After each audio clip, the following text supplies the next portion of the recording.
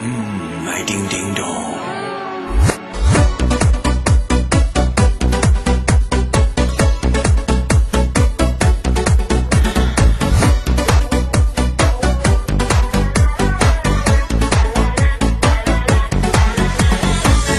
Oh, you touch my Is that Andrew here in Austin?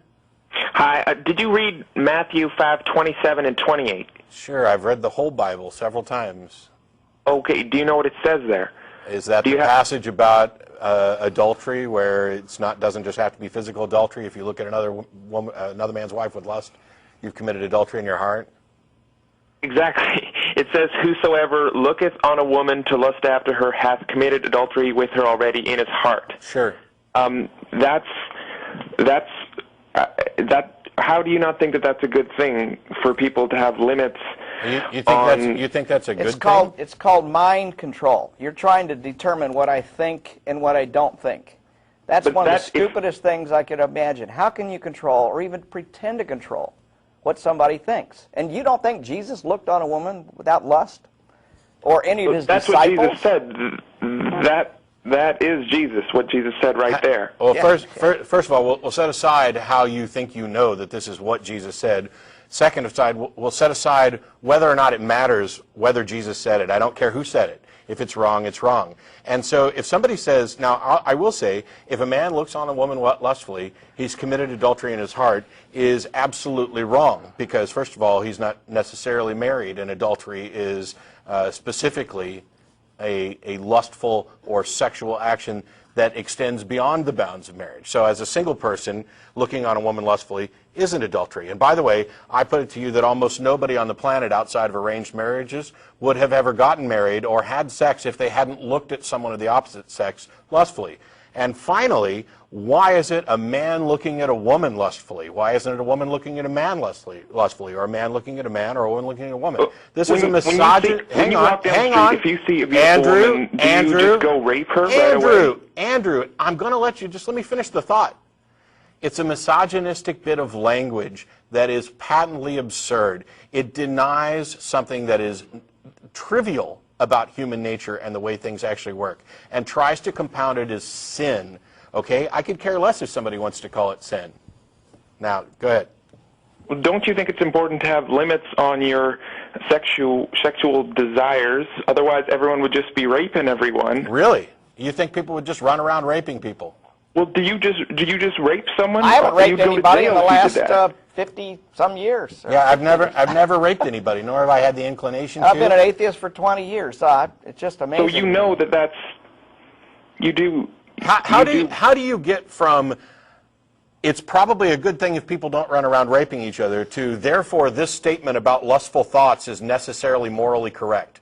Please make the connection between those two. How do you get from we should have some limits to what we can do to we need to have thought crime legislation? How do you get there? What limits do atheists have? Well, what culture? Tell me one culture that doesn't have limits. And every culture on the face of the earth has limits, and they're not Christian cultures. Chinese culture has got limits. Japanese, the most secular country in the world is Japan. They have the lowest rape rate. Denmark. Sweden, very unreligious places, and they don't have any rape problem. We have much more rape in the United States than they ever do in Denmark or Sweden. Religion doesn't seem to be any kind of deterrent to rape. Are you implying that all rapists are non-Christians or non-religious? What about the priests who are raping little boys and little girls? Where do you get your limits from? I get my limits from a rational consideration of the consequences of my actions. That's how I determine what's moral. I get it from a foundation that says my actions have an effect on those people around me and theirs have an effect on me. And that if we're going to live cooperatively and share space, we have to recognize that impact. And my freedom to swing my arm ends at their nose. And that I have no right to impose my will over somebody else's will in that type of scenario. That's where I get them from. It's from an understanding. What's the punishment if you do that then? You're just going to die. Andrew, I get them from an understanding of reality, not an assertion of authority. Now, what was the question? Well, if you just do all that, let's just say you go out with a gun and you just rape a bunch of people, then you just shoot yourself, what's going to be the punishment for you? If I go out and rape a bunch of people and shoot myself, what's going to be the punishment for me? I'll be dead. That's a, yeah. I'll be dead. And why, It's do you not have, Hang going to on. hurt. The bullet's going to go through your head in about a second. There isn't going to be any pain. That's correct.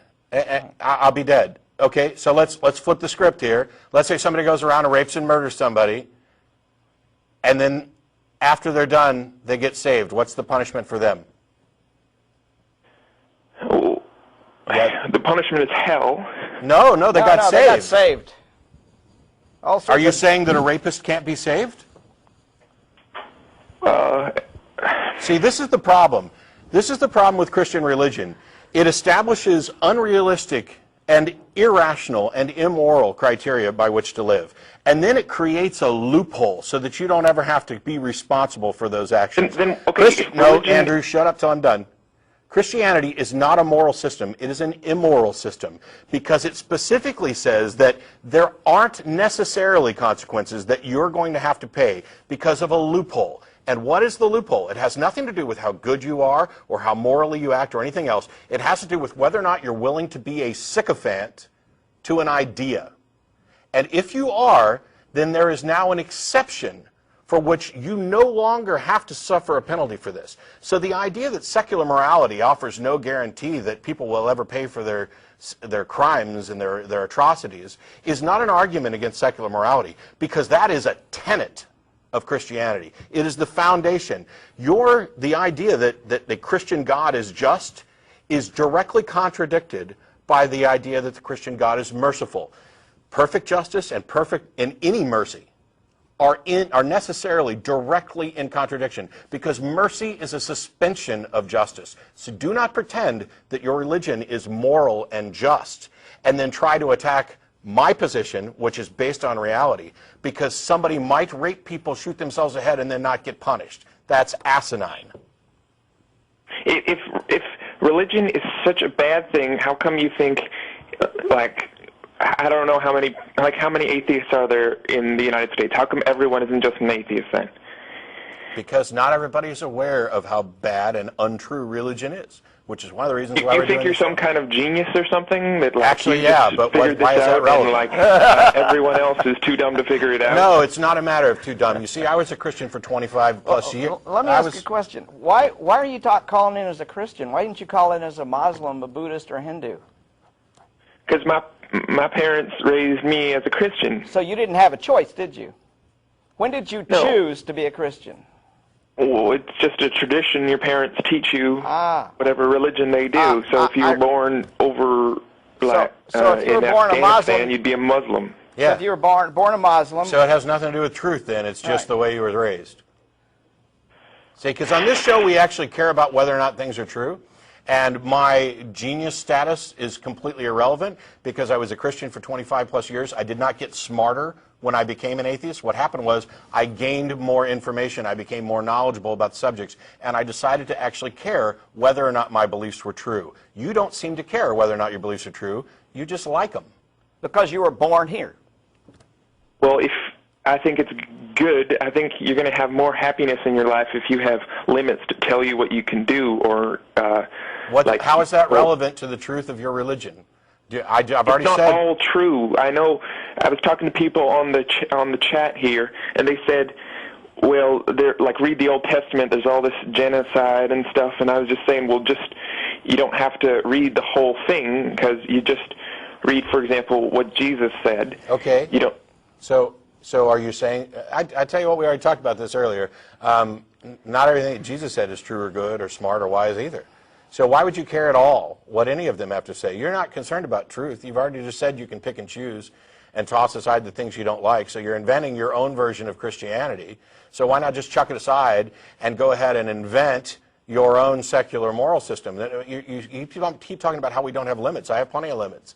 And we live in a society that has plenty of limits. As Daryl's already pointed out, most societies have limits. You keep going to this slippery slope thing of, well, if there is no, 10 Commandments or Jesus or whatever, then you've got no limits. You'll just run around raping and killing people. Well, that's already demonstrably false. And there have been multiple studies that actually investigate the correlation between the religiosity of a society and its societal health. And there is always a strong negative correlation. The more atheists statistic the society, the better they score on societal health factors, from everything from teenage pregnancy rates to STDs to happiness to wealth to murder, rape to healthcare.